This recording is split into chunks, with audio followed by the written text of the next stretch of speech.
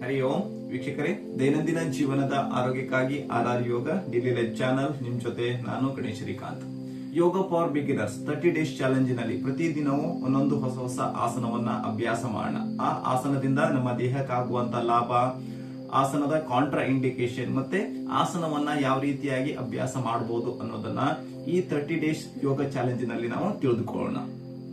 ಇವತ್ತಿನ 8ನೇ ದಿನದ ಅಭ್ಯಾಸದಲ್ಲಿ ನಾವು ವೀರಭದ್ರಾಸನ 1 ಅಭ್ಯಾಸ ಮಾಡೋಣ. ವೀರಭದ್ರಾಸನವನ್ನ ನಾವು ದಿನನಿತ್ಯ ಅಭ್ಯಾಸ ಮಾಡೋದ್ರಿಂದ ನಮ್ಮ ದೇಹಕ್ಕೆ ಆಗುವಂತ ಲಾಭಗಳನ್ನ ತಿಳಿದುಕೊಳ್ಳೋಣ. ಹಾಗೆ ವೀರಭದ್ರಾಸನವನ್ನ ಯಾರು ಅಭ್ಯಾಸ ಮಾಡಬಾರ್ದು ಮತ್ತೆ ವೀರಭದ್ರಾಸನವನ್ನ ಸ್ಟೆಪ್ ಬೈ ಸ್ಟೆಪ್ ಯಾವ ರೀತಿಯಾಗಿ ಅಭ್ಯಾಸ ಮಾಡಬೇಕು ಅನ್ನೋದನ್ನ ಈ ವಿಡಿಯೋದಲ್ಲಿ ನಾವು ತಿಳಿದುಕೊಳ್ಳೋಣ.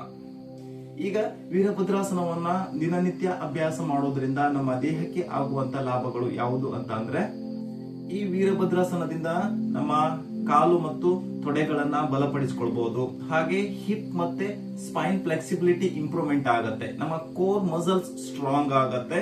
ಹಾಗೆ ಬ್ಲಡ್ ಸರ್ಕ್ಯುಲೇಷನ್ ಇಂಪ್ರೂವ್ಮೆಂಟ್ ಆಗುತ್ತೆ. ಮತ್ತೆ ಸ್ಟ್ರೆಸ್ ಮತ್ತು ಆಂಗ್ಸೈಟಿಯನ್ನ ಕಡಿಮೆ ಮಾಡಿಕೊಳ್ಳಲು ಈ ಆಸನ ಸಹಾಯ ಮಾಡುತ್ತೆ. ಈ ಆಸನವನ್ನ ಮಂಡಿಯಲ್ಲಿ ನೋವಿರುವವರು, ನೆಕ್ ಪೇನ್ ಇರುವವರು, ಹೃದಯ ಸಮಸ್ಯೆ, ಹೈ ಬಿಪಿ ಹಾಗೆ ವರ್ಟಿಗೋ ಸಮಸ್ಯೆ ಇರುವವರು ಅಭ್ಯಾಸ ಮಾಡಬಾರದು. ಬನ್ನಿ ವೀಕ್ಷಕರೇ, ವೀರಭದ್ರಾಸನವನ್ನ ಅಭ್ಯಾಸ ಮಾಡಲು ನಾವು ನಿಂತ್ಕೊಳ್ಳುವಂತಹ ಸ್ಥಿತಿಗೆ ಬರೋಣ. ಬನ್ನಿ ವೀಕ್ಷಕರೇ, ಯೋಗ ಫಾರ್ ಬಿಗಿನರ್ಸ್ 30 ಡೇಸ್ ಚಾಲೆಂಜಿನ 8ನೇ ದಿನದ ಅಭ್ಯಾಸದಲ್ಲಿ ನಾವು ವೀರಭದ್ರಾಸನ 1 ಅನ್ನ ಅಭ್ಯಾಸ ಮಾಡೋಣ. ವೀರಭದ್ರಾಸನ 1 ಅಭ್ಯಾಸ ಮಾಡಲು ಮೊದಲು ಸ್ಥಿತಿಗೆ ಬನ್ನಿ. 2 ಕಾಲ್ಗಳನ್ನ ಒಂದಕ್ಕೊಂದು ಜೋಡಣೆ ಮಾಡ್ಕೊಳ್ಳಿ. ನಿಮ್ಮ 2 ಹಸ್ತ ತೊಡೆಯ ಪಕ್ಕದಲ್ಲಿರ್ಲಿ. ಈಗ ಉಸಿರನ್ನ ತೆಗೆದುಕೊಳ್ತಾ 2 ಕಾಲ್ಗಳನ್ನ 3 ರಿಂದ 3.5 ಫೀಟ್ ಅಂತರದಲ್ಲಿ ಸ್ಪ್ರೆಡ್ ಮಾಡ್ಕೊಳ್ಳಿ. ಹಾಗೆ ನಿಮ್ಮ ಬಲಪಾದ ಹೊರಗಡೆ ಟರ್ನ್ ಮಾಡ್ಕೊಳ್ಳಿ. ನಿಧಾನವಾಗಿ ನಿಮ್ಮ 2 ಕೈಯನ್ನ ಭುಜದ ಅಂತರಕ್ಕೆ ಮೇಲೆತ್ತಬೇಕು.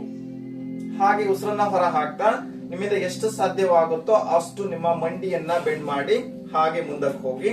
ಸಂಪೂರ್ಣ ನಿಮ್ಮ ಸೊಂಟದ ಮೇಲ್ಭಾಗ ಸ್ಟ್ರೇಟ್ ಒಂದ್ ಲೈನ್ ಅಲ್ಲಿ ಇರ್ಲಿ. ಅದಾದ ನಂತರ ನಿಮ್ಮ ಮಂಡಿ ಹಾಗೂ ನಿಮ್ಮ ಹಿಮ್ಮಡಿ ಒಂದೇ ಲೈನ್ ಅಲ್ಲಿ ಇರಬೇಕು. ನಿಮ್ಮಿಂದ ಎಷ್ಟು ಸಾಧ್ಯವಾಗುತ್ತೋ ಅಷ್ಟು ನಿಮ್ಮ ಬಾಡಿಯನ್ನ ಡೌನ್ ತೆಗೆದುಕೊಂಡು ಬನ್ನಿ.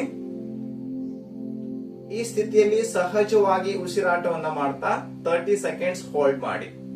ಸಂಪೂರ್ಣ ನಿಮ್ಮ ತೊಡೆಯ ಭಾಗದಲ್ಲಿ ಆಗುವಂತ ಬದಲಾವಣೆಯನ್ನ ಗಮನಿಸಿ. ಸಹಜವಾದ ಉಸಿರಾಟ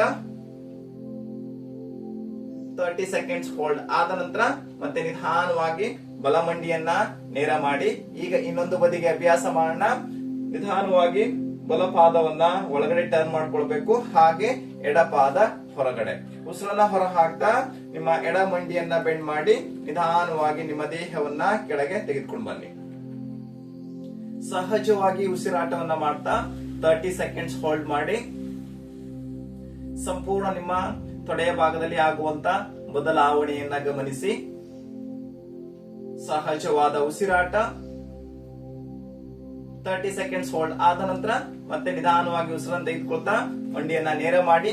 ಹಾಗೆ 2 ಕೈಯನ್ನ ಕೆಳಗಡೆ ಇಳಿಸ್ತಾ ನಿಮ್ಮ 2 ಕಾಲ್ಗಳನ್ನ ಒಂದಕ್ಕೊಂದು ಜೋಡಣೆ ಮಾಡ್ಕೊಳ್ತಾ ಸಮಸ್ಥಿತಿಗೆ ಬನ್ನಿ.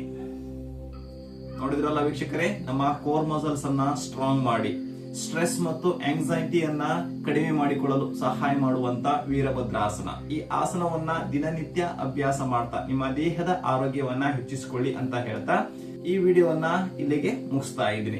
ಈ ವಿಡಿಯೋ ನಿಮ್ಗೆ ಉಪಯುಕ್ತ ಎನಿಸಿದ್ರೆ ಲೈಕ್ ಮಾಡಿ, ಶೇರ್ ಮಾಡಿ. ಹಾಗೆ ನನ್ನ ಚಾನೆಲ್ ನ ಹೊಸಬರು ನೋಡ್ತಾ ಇದ್ರೆ ಸಬ್ಸ್ಕ್ರೈಬ್ ಮಾಡ್ಕೊಳ್ಳಿ. ಹರಿ ಓಂ ತತ್ಸತ್.